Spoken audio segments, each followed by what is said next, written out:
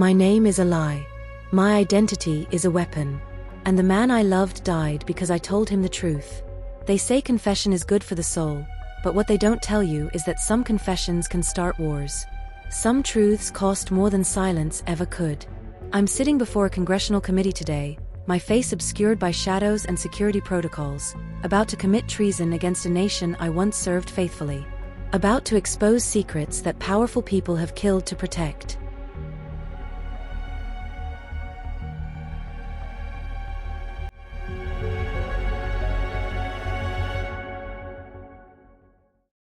My real name doesn't matter. You can call me Agent Sophie Dubois, though that name is as false as everything else in the world I inhabited for 6 years. What matters is what I'm about to tell you. What matters is the blood on my hands, and on the hands of the French government, the intelligence apparatus I served, and perhaps even some of you sitting across from me today. For 6 years, I worked as a deep-cover operative for the Bureau de Operations Secrètes et de la Collecte de Renseignements, BOSCR. My mission sounded noble: monitor extremist activities in the Sahel region of West Africa, Mali, Niger, Burkina Faso, the breeding grounds for terror that threatened French interests, European security, and regional stability. But what I discovered in that hell wasn't about stopping terrorism. It was about creating it, funding it, ensuring that chaos remained profitable for the right people. And in the middle of that manufactured hell, I met a soldier who changed everything. A warrior. A father to the child I now raise alone in hiding. They called him the King of War.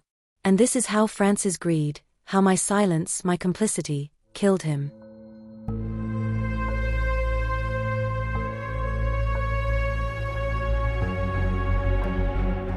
Let me take you back to the beginning, to June 2015, when I still believed I was one of the good guys.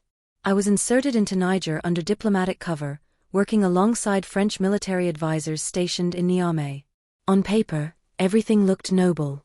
Operation Barkhane, France's counter-terrorism initiative, was supposed to protect the Sahel from jihadist expansion, support local forces, maintain stability. I swallowed that narrative whole. Believed it. Lived it. The truth was far uglier, and it took me months to see it. France has interests in the Sahel that go beyond security. Uranium mines in Niger that power our nuclear reactors back home. Strategic influence over former colonies. And something more insidious, a vested interest in controlled instability. I should have seen it earlier. The way certain arms shipments were marked, observation only. The way my handlers would smile when casualty reports came in, not too many, not too few. Just enough. You see, chaos justifies military presence. Military presence ensures access to resources. It's colonialism repackaged for the 21st century, wrapped in counter-terrorism rhetoric and sold to taxpayers as necessary intervention. My handlers in Paris were crystal clear about my mission: document the arms flows, identify the key players, maintain operational security at all costs. What they conveniently forgot to mention was that some of those arms flows, we were facilitating them. We weren't just watching weapons move through the Sahel, we were the ones moving them. I remember the first time I found the documents. Shell companies registered in Ouagadougou. Front businesses in Bamako. All of them traced back to French intelligence cutouts. We were funneling weapons, Russian-made AK-47s, mortars, ammunition, through supposedly legitimate channels. The weapons would disappear from government inventories and reappear weeks later in the hands of Wilayat Garb Ifriqiya, the Islamic State West Africa Province, ISWAP. I sat in my small apartment in Niamey, staring at bank transfer records I'd pulled from encrypted servers, and felt my entire worldview crack. We weren't fighting terrorists. We were arming them. I confronted my immediate supervisor, carefully, because by then I'd learned that asking too many questions was dangerous. His explanation was delivered over coffee at a cafe frequented by expatriates, his voice casual, as if we were discussing weather patterns instead of state-sponsored terrorism. Why would France arm terrorists? I asked, keeping my voice level. He stirred his coffee, smiled. Strategic complexity, Sophie. ISWAP isn't just a terror group, it's a counterweight. When Abu Musab al-Barnawi split from Abubakar Shiko's Boko Haram in 2016 and pledged allegiance to ISIS, we saw an opportunity. I listened, horror growing with each word. ISWAP is more organized than Shiko's chaotic faction. They're strategic. They target military installations, not civilians indiscriminately. They try to provide governance, win hearts and minds. That makes them predictable, manageable. By ensuring ISWAP has resources, he continued, we control the tempo of conflict. Keep regional governments dependent on French military support. Justify our presence. Maintain access to uranium, gold, strategic territory. He looked at me over his coffee cup, gauging my reaction. It's brilliant when you think about it. It's monstrous, I whispered. It's geopolitics. Get used to it, or get out. I didn't get out. Not then. I went along with it because that's what operatives do. We compartmentalize. We rationalize. We tell ourselves we're serving a greater good while children die from bullets we helped deliver. That was before everything changed. Before I was captured. Before I met him. January 2017 shattered whatever illusions I had left. I was conducting surveillance near the Lake Chad Basin, tracking ISWAP movements along the Niger-Nigeria border. My cover was airtight, a French NGO worker, plausible and unremarkable. I'd played this role dozens of times. But this time, I made a mistake. Got too close to an ISWAP convoy moving weapons through a remote corridor. Our weapons, though I didn't fully understand the extent of it yet. I was spotted. Chased through acacia scrubland. Captured.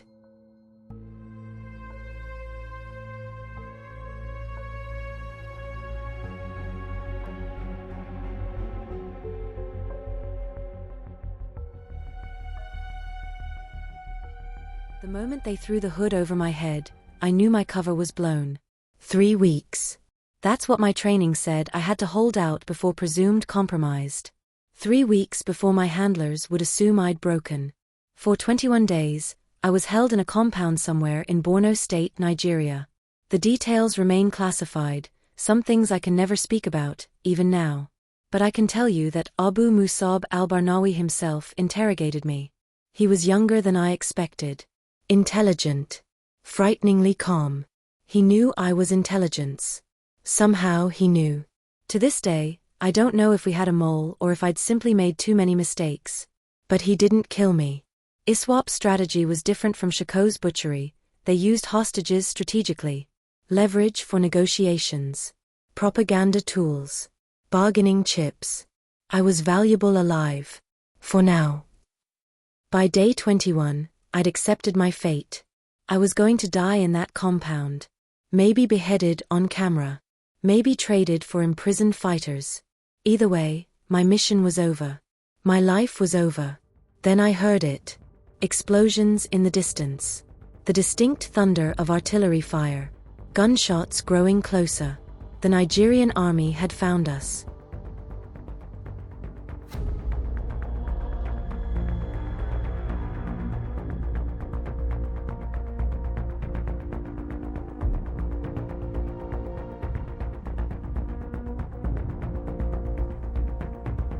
I pressed myself against the wall of my cell, hands still cable-tied to a metal post, as the sounds of battle grew louder.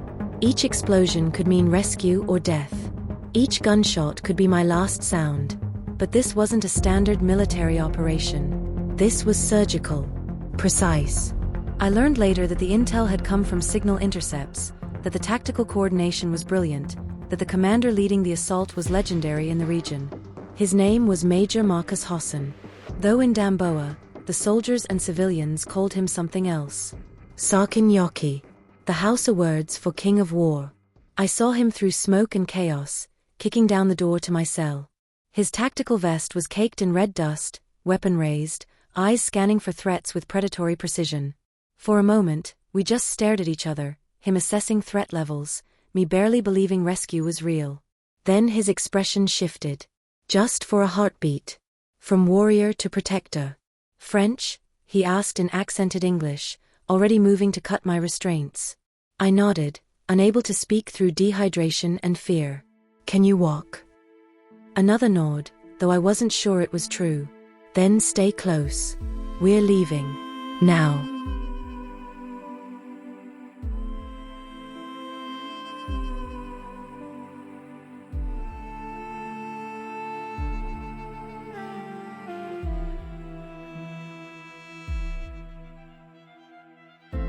His hand gripped my arm, firm, steady, impossibly reassuring. In that moment, with gunfire echoing around us, I felt safer than I had in weeks. He got me out. Through firefights and near misses, through terrain that would have killed me on my own. When I collapsed halfway to the extraction point, he carried me. When I was too dehydrated to continue, he shared his water ration. And when we finally reached the dust-blown village where Nigerian forces had secured a perimeter, he stayed with me until the medics arrived.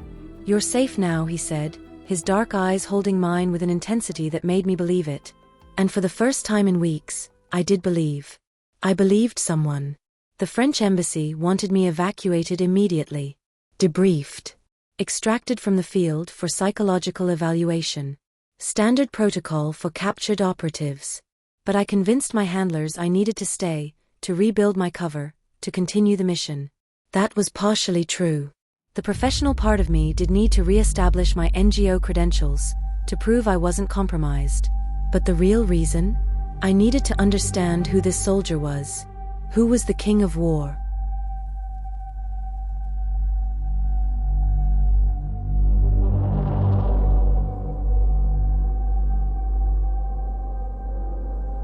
I told myself it was professional courtesy, gratitude, nothing more. But I was lying to myself, and somewhere deep down I knew it. It took me 2 weeks of recovery and string-pulling through French military liaisons to find him again. 2 weeks of lying to my superiors about my emotional state while obsessively tracking down information about Major Marcus Hassan. The intelligence reports painted a fascinating picture: artillery specialist, tactical genius, responsible for 17 successful operations against ISWAP and Boko Haram. Zero tolerance for civilian casualties. Respected by his men, feared by insurgents. There was a bounty on his head, 10 million naira, proof that the terrorists saw him as a genuine threat. I tracked him to Damboa, where his unit was stationed between operations. When I walked into the officer's mess and saw him reviewing maps with his subordinates, my heart betrayed every lie I'd told myself about professional courtesy. He looked up, saw me, and smiled. It wasn't a big smile. Marcus Hassan wasn't a man of grand gestures. But there was warmth in it. Recognition. Something that felt like relief. "The French woman," he said, standing. "You look better without the cable ties." I laughed, something I hadn't done in months. "I feel better without them. I came to thank you. For my life," he said. "Just doing my job. Your job is fighting terrorists. Not rescuing spies." The word slipped out before I could stop it. His expression changed immediately, became guarded. "Your intelligence?" I could have backtracked. Should have. Instead, I met his eyes. "The insurgents fear you. They've put a bounty on your head." 10 million naira, he confirmed, his tone dry. "Apparently, I'm expensive." "You're worth more than that." The words hung between us, heavier than I'd intended. His eyes held mine, searching for something I wasn't sure I could give, shouldn't give, and desperately wanted to give anyway. Over the next 3 months, I found reasons, legitimate reasons, or legitimate enough, to stay in the region. French intelligence wanted detailed reports on ISWAP's evolving tactics, on Boko Haram's fracturing command structure, on regional military effectiveness. But my real mission had become Marcus.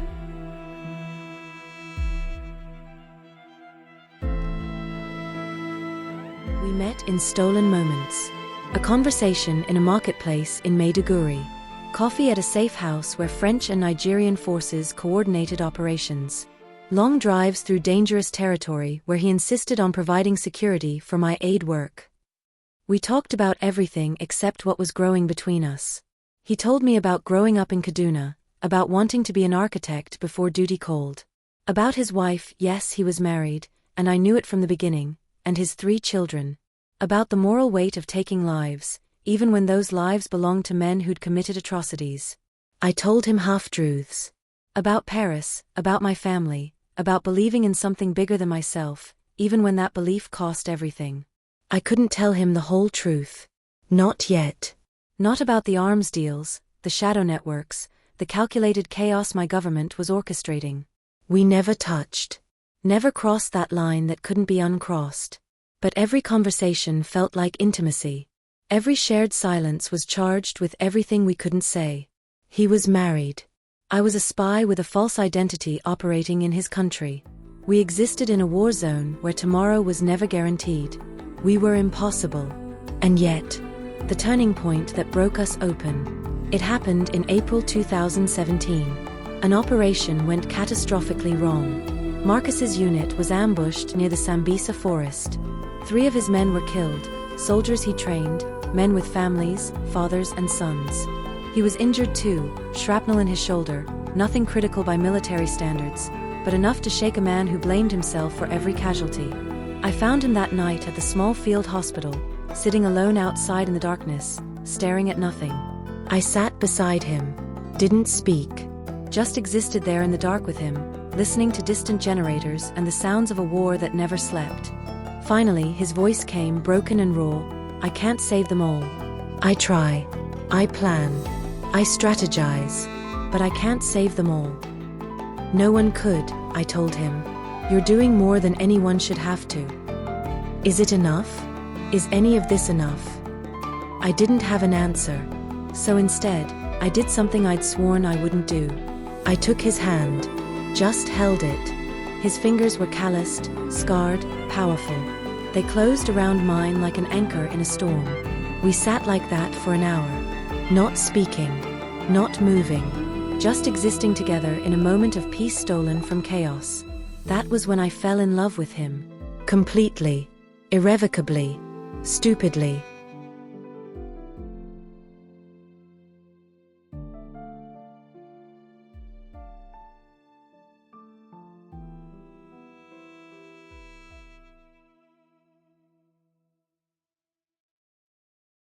May 2017. I was conducting routine surveillance on suspected ISWAP supply routes when I stumbled onto something that would unravel everything I thought I knew, everything I'd rationalized, everything I'd compartmentalized away. A convoy was moving through a corridor that French intelligence had designated as observation only, meaning we monitored but didn't interdict. Standard operating procedure for certain routes. The convoy was transporting weapons, Russian-made AK-103s, PK machine guns, RPG-7s. Standard ISWAP procurement. Except the vehicles in that convoy were registered to a company I recognized. I sat in my vehicle, watching through binoculars, feeling ice spread through my veins. The company name on those trucks appeared in my own agency's files. A shell corporation. A cutout we used for arms deals. I followed the trail obsessively. Transaction records.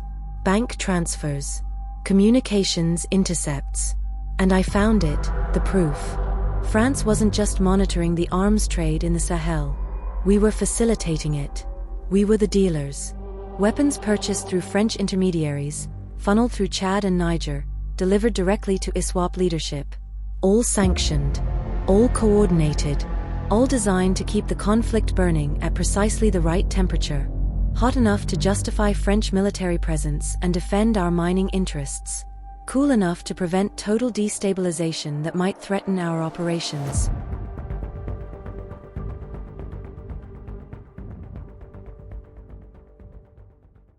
I confronted Colonel André Moreau, not his real name, when he visited from Paris to oversee operations. I requested a secure meeting at one of our safe houses. You knew, I said, laying out the evidence. About the arms shipments. About ISWAP. We're funding the enemy. We're arming the men who kidnapped me. He didn't even blink. Didn't deny it. Just looked at me with the patience of a teacher explaining basic math to a slow student. We're managing a complex strategic situation, Sophie. You don't see the bigger picture. The bigger picture? My voice was rising, control slipping. We're arming terrorists who are killing Nigerian soldiers. Good soldiers. Men like Major Hassan. He leaned forward, cutting me off. Yes, Sophie. Let's talk about him. He's effective. Too effective. He's disrupting carefully calibrated operations, creating instability in our strategic framework. The implications hit me like physical blows. What are you saying? I'm saying that soldier you've been spending time with, and yes, we know about that, is becoming a problem. He's too successful. Too incorruptible. He can't be bought, can't be compromised. He's destroying carefully balanced equations. People are dying. I replied. People are always dying. That's the nature of geopolitics. His voice was maddeningly calm. France has interests in the Sahel that transcend individual lives. Uranium that powers our nation. Influence that maintains our position on the world stage. If we have to facilitate certain arrangements to maintain that position, then that's what we do. I stared at him, this man I'd served under, trusted, respected. You're monsters. We're patriots, he corrected. And so are you. Unless you're having second thoughts?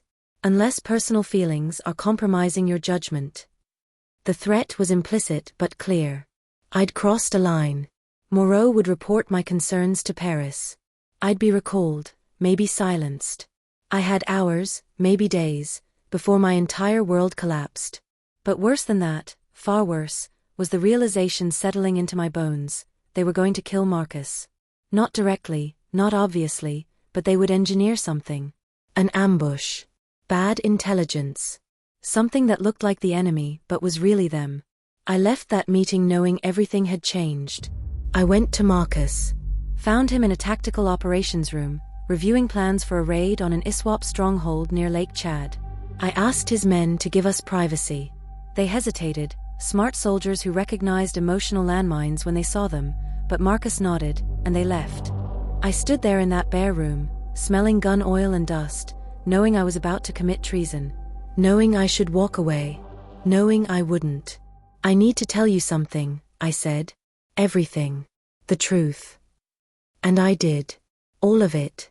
I told him I was BOSCR. That I'd been operating undercover for 2 years.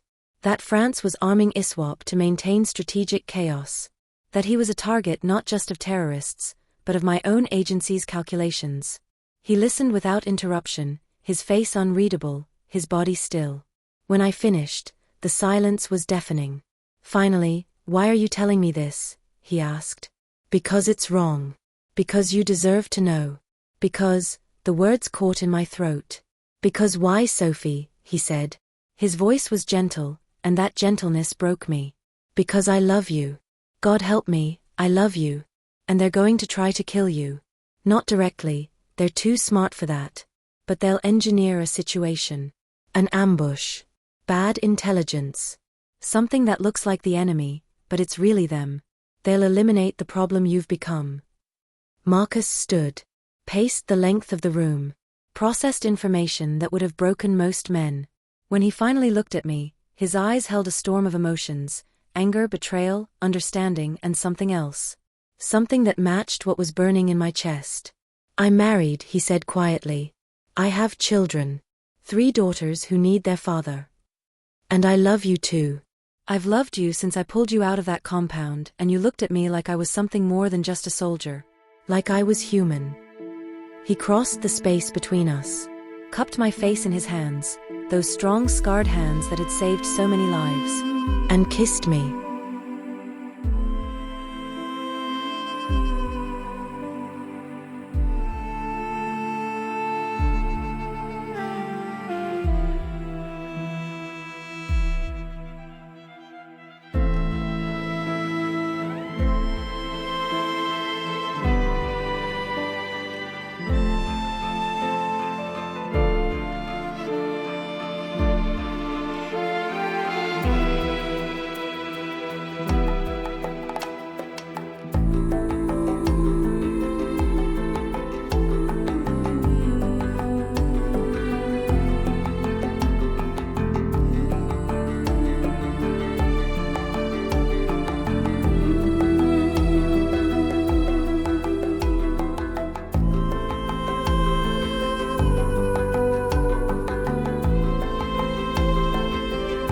It was gentle, desperate, everything we'd been holding back for months. A moment of stolen truth in a world built on lies. His lips tasted like dust and coffee and something indefinably him. I memorized every second because I knew, we both knew, this was all we'd ever have. When we broke apart, we both understood. This one perfect, impossible moment was our beginning and our ending. That night, we broke every rule, every vow, every promise we'd made to others. I'm not going to apologize for it. Not to you, not to anyone. In a place where death was a constant companion, where tomorrow might never come, we chose to be alive. To be human. To have something real in a reality built on deception. We talked until dawn in a small room in a safe house I'd secured. Made plans we both knew were impossible. Imagined futures that couldn't exist, a house somewhere peaceful, children playing, a life without shadows and lies. Come with me, I whispered in the pre-dawn darkness, knowing the answer but needing to ask anyway. I can't abandon my family. My daughters. My country. His arms tightened around me. But if I could, Sophie, I would follow you anywhere. I know. That night I conceived, though I wouldn't know it for weeks. Wouldn't understand that Marcus had left me with more than just memories until I was far away and he was already gone.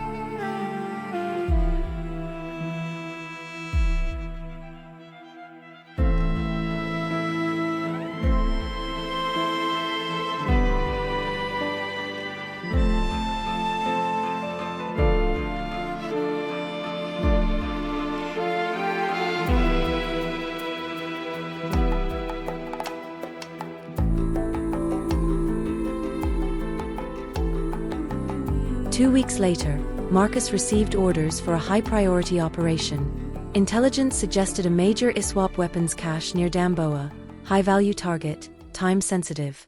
His unit was tapped to lead the assault. I saw the intelligence brief when it crossed my desk. Recognized the sourcing immediately. It had French fingerprints all over it.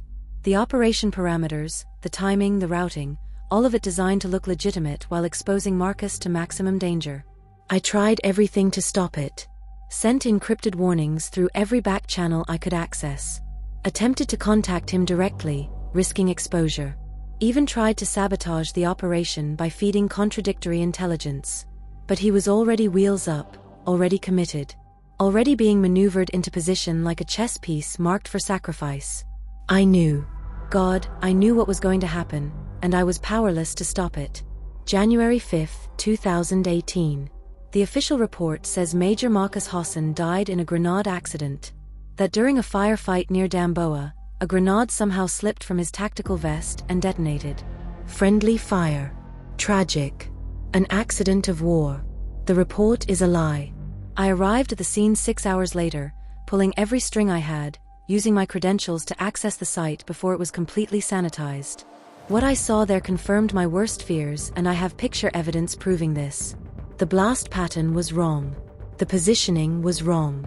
Marcus was too experienced, too careful to drop a grenade. Someone had placed it. Someone with access to his equipment. Someone who knew exactly where he'd be. Later, I learned that his second-in-command, a lieutenant he'd trusted, trained, mentored, had received a promotion to captain within weeks of Marcus's death. Transferred to Abuja. Given a cushy position far from combat. They murdered Marcus Hassan. Made it look like an accident. And the world moved on like it didn't matter, like a good man's life was just collateral damage in a game played by people who never got their hands dirty. I was recalled to Paris 3 days after his death. Debriefing, they called it, though we both knew it was containment. They needed to ensure I wouldn't become a liability, wouldn't develop a conscience at an inconvenient time. I'd only just discovered I was pregnant, a test I'd taken in a moment of desperate hope, confirmed by a clinic in Niamey before I left Nigeria. The doctor's face when she gave me the news. The way time seemed to stop. I was carrying the child of a man they'd murdered. A man who'd died because he was too effective, too noble, too much of a threat to their carefully orchestrated chaos. A man who'd never know he had a son. I sat in the clinic bathroom, staring at the positive test, and made my decision. I would survive. I would disappear. And I would expose everything. I told my handlers I needed psychological leave. PTSD from the kidnapping. Grief from witnessing Marcus's death. They knew we'd been friendly, so that excuse worked. They approved it, probably thinking I was breaking down, becoming manageable, less of a risk. Instead, I ran. Used every skill they'd ever taught me. False identities I'd created over years. Shadow networks I'd cultivated. Money I'd squirreled away in untraceable accounts across 3 continents. I disappeared into the kind of deep cover that intelligence agencies fear most, an operative gone rogue with nothing left to lose and every reason to burn it all down. I went to ground in West Africa, close to where it all happened. Found a small clinic in Cameroon, near the Nigerian border, run by missionaries who asked no questions. And I waited. For my son. For my moment. For justice. September 17, 2018. My son was born on a stifling hot day 8 months after his father died. I delivered him in a missionary hospital with a midwife whose name I never learned in papers that identified me as someone I wasn't. When they placed him in my arms, tiny, perfect, screaming with indignation at being born into this broken world, I looked into eyes that were Marcus's eyes. Saw the shape of his father's face in his tiny features. The same determined set to his jaw even as an infant. I named him Adam. A new beginning. The first of something better. The start of something that mattered more than nations or intelligence agencies or strategic interests. And I made a promise to Marcus, to our son, to every soldier who died because people like me had chosen strategy over humanity. I would expose it all. The arms deals. The shadow networks. The French complicity. The blood money. Everything. Even if it cost me my life. Even if it took years. I would burn it all down.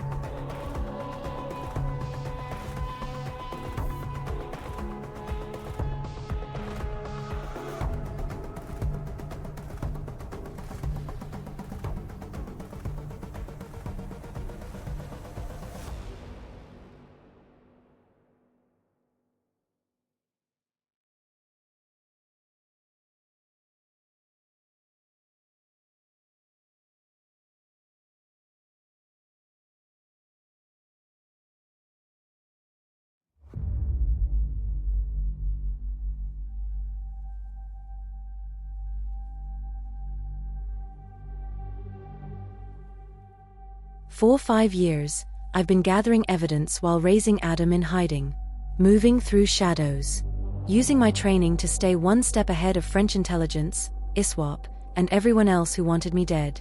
I cultivated sources across West Africa and Europe, bribed officials in Abuja, Paris, and Brussels, hacked databases, French military servers, intelligence networks, banking systems, followed money trails through a dozen countries, uncovering a web of corruption that reached far beyond France. I discovered American involvement, CIA assets who'd turned a blind eye or actively participated, British intelligence who'd shared operational intelligence, knowing what it would be used for, Russian arms dealers who'd sold weapons to French cutouts specifically for ISWAP distribution. It wasn't just France. It was a coalition of interests, a conspiracy of the powerful, all profiting from carefully managed chaos. The folder I'm presenting to this committee today is just a fraction of what I've compiled. Bank records showing French government funds being laundered through shell companies in Luxembourg and Cyprus. Communications intercepts proving direct coordination between French intelligence handlers and ISWAP facilitators.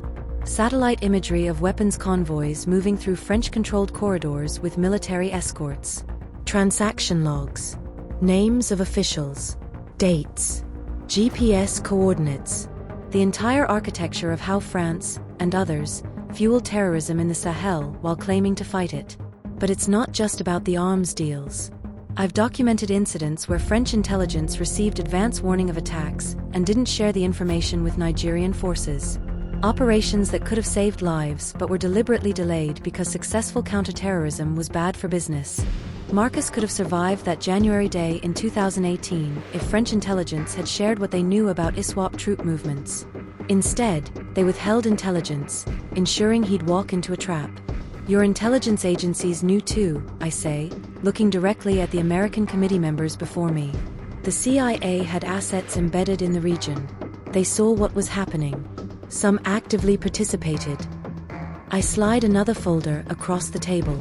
Training programs that went off the books. Weapons shipments that disappeared from inventory. American operators working with groups that would later become ISIS franchises. It's the same playbook as Syria, as Libya, as Afghanistan. Create chaos. Arm all sides.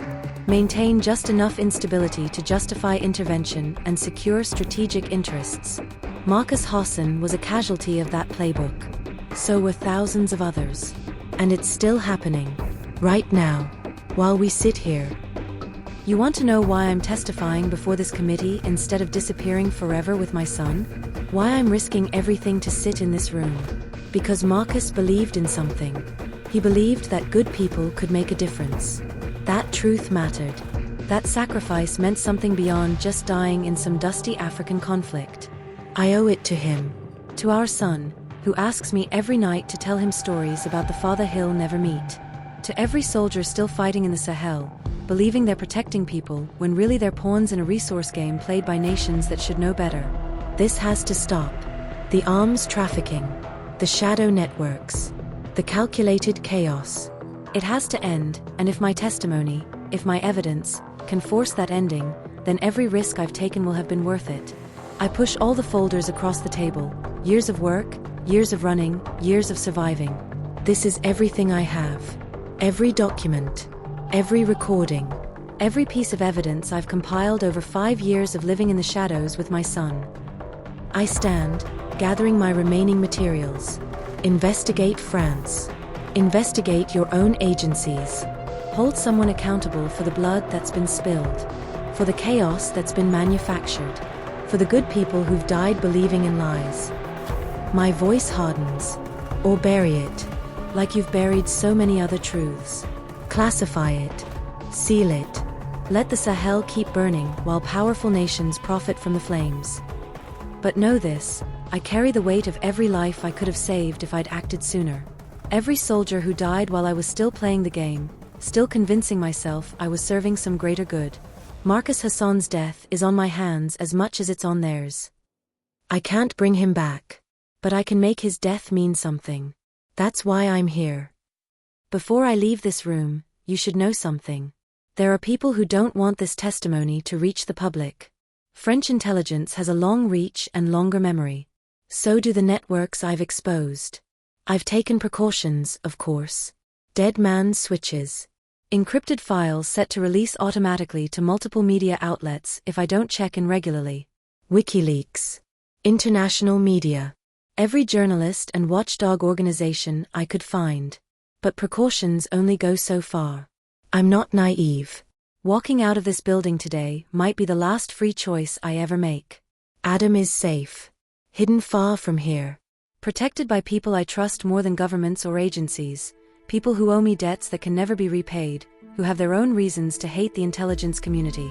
He's 6 years old now. Smart. Brave. Has his father's eyes and his father's sense of right and wrong. He asked me before I left for this testimony, "Mama, are you going to tell them about Papa? About how he was a hero?"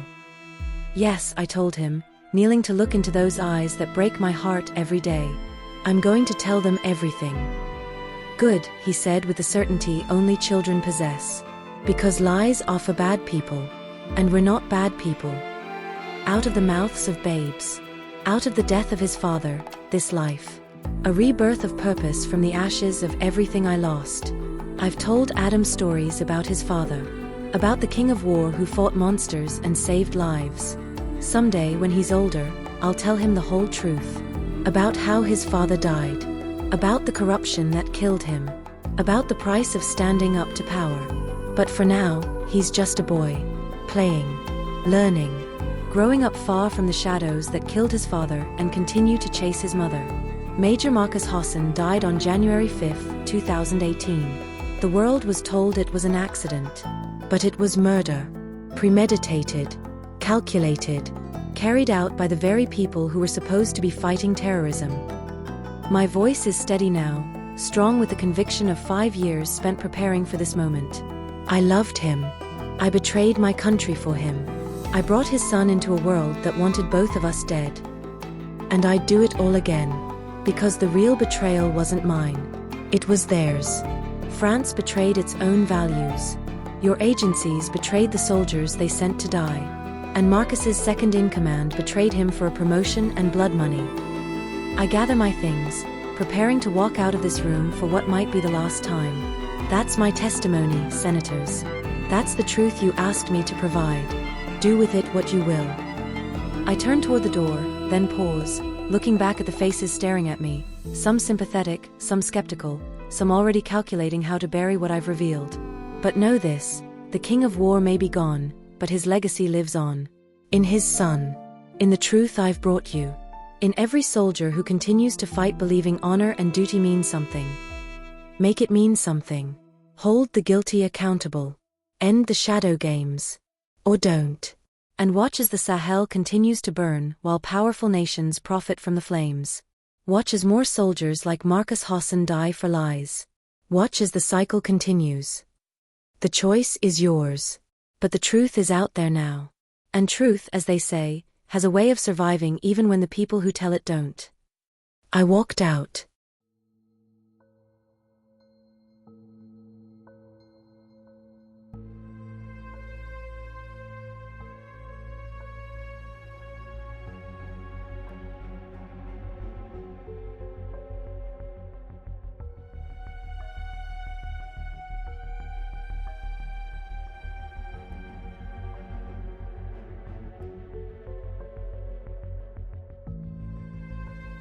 Investigators' personal addendum. The woman who called herself Agent Sophie Dubois departed the hearing room at 14:47 hours. She was escorted by Capitol Police to a secure exit where she declined protective custody, signing a waiver that absolved the U.S. government of responsibility for her safety. "I've been protecting myself for 5 years," she told the officers. "I'll be fine." At 15:23 hours, her vehicle, a rental sedan traced to an alias she'd used to enter the country, was found abandoned near the Potomac River. The driver's door was open. The engine was still running. No signs of struggle. No evidence of foul play. But she was gone. Subsequent investigation revealed a pattern of careful preparation. All communications devices associated with her known identities had powered down simultaneously at 15:20 hours. Security footage showed her entering the vehicle alone.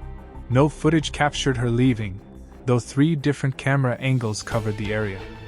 Her stated safe house address was fictitious. The building didn't exist. Bank accounts associated with her known aliases were emptied within hours of her testimony, the funds bouncing through cryptocurrency exchanges and offshore accounts before disappearing entirely. The encrypted dead man's switch she'd mentioned was real. Investigators found evidence of its existence but couldn't locate or disable it. The French government filed an immediate diplomatic protest regarding unauthorized testimony by an alleged former operative.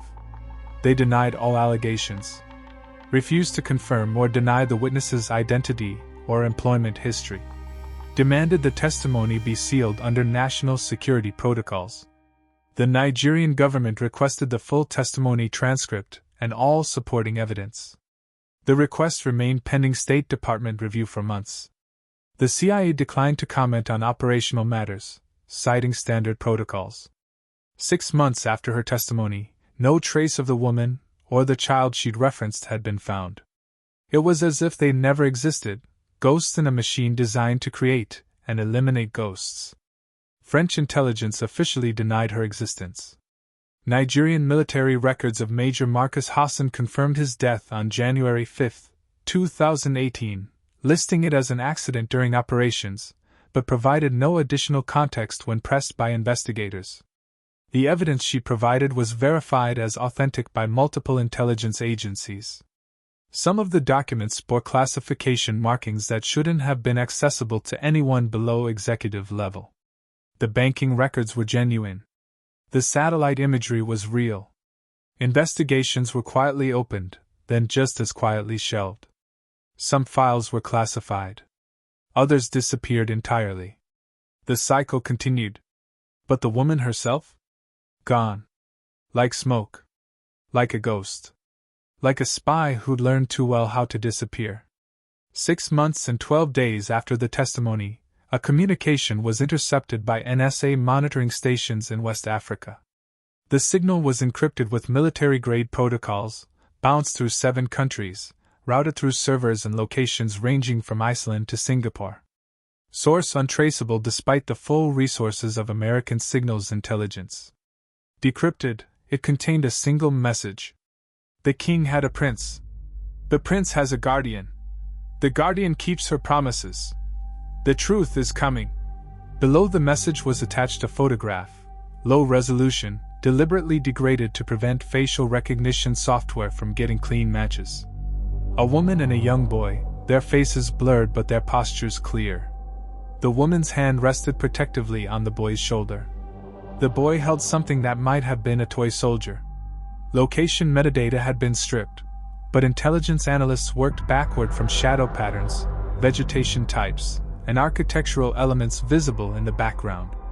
Their assessment: the Lake Chad region. Possibly the Nigeria-Cameroon border area. The same region where Marcus Hassan had once hunted terrorists. The same region where his son might one day understand what his father died for. The same region where a spy who'd become something more than a spy had vanished, taking with her secrets that could topple governments. No further communications were intercepted. The trail went cold again. But somewhere in the Sahel, in villages where old soldiers gathered to drink tea and remember fallen comrades, a new rumor began to circulate. Whispered in Hausa, French, and broken English. The king of war had an heir, and his guardian was a ghost with a mission unfinished. End testimony. Classification: top secret, eyes only. Disposition: investigation ongoing. Subject status: whereabouts unknown. Threat assessment: moderate to high. Recommendation: continued monitoring. But somewhere in the Sahel, where desert meets jungle and borders blur into meaninglessness, where governments have little reach and old loyalties matter more than laws, a 6-year-old boy plays under his mother's watchful eye. Learning, growing, becoming. Listening to stories about his father, the king of war who fought monsters and never compromised, who saved lives and stood for something when standing had a cost. Waiting for the day when he's old enough to hear the whole truth. About how his father died. About why his mother runs. About the secrets that powerful people bury in African soil, and hope will stay buried forever. The testimony has ended. The congressional record has been sealed. The investigations have been quietly shelved. But the story? The story is just beginning. Because some truths are too big to bury. Some promises are too important to break. And some ghosts refuse to disappear. This testimony was sealed by committee vote 8-4 on grounds of national security and international diplomatic sensitivity. Public release denied pending security review. Review timeline indefinite. Evidence submitted by witness has been transferred to relevant investigatory bodies. Disposition classified. Witness protection was offered and declined. Current status unknown. The committee acknowledges the serious nature of allegations presented but notes the inability to verify the witness's identity conclusively or to independently confirm all claims made during testimony. Further proceedings pending. This matter is considered closed pending new evidence or witness reappearance. I've been a federal investigator for 23 years. I've seen classified materials that would give most people nightmares. I've interviewed liars, patriots, monsters, and heroes, often discovering they're the same person wearing different masks. This case haunts me. Because I believe her. Every word. The evidence is too good, too detailed, too costly to fabricate. No one goes to that much trouble, takes those kinds of risks, unless the truth matters more than survival. Somewhere out there is a woman who loved a soldier enough to betray her country. Who's raising his son while running from the people who killed him. Who has evidence that could change foreign policy, end careers, maybe even prevent future wars. And we're doing nothing. We're filing it away. Classifying it. Pretending it doesn't matter because acknowledging it would be inconvenient. Major Marcus Hassan died on January 5, 2018. His son will grow up without a father. And the people responsible will never face justice. That's the truth. That's always the truth. Some wars never end. They just change generals.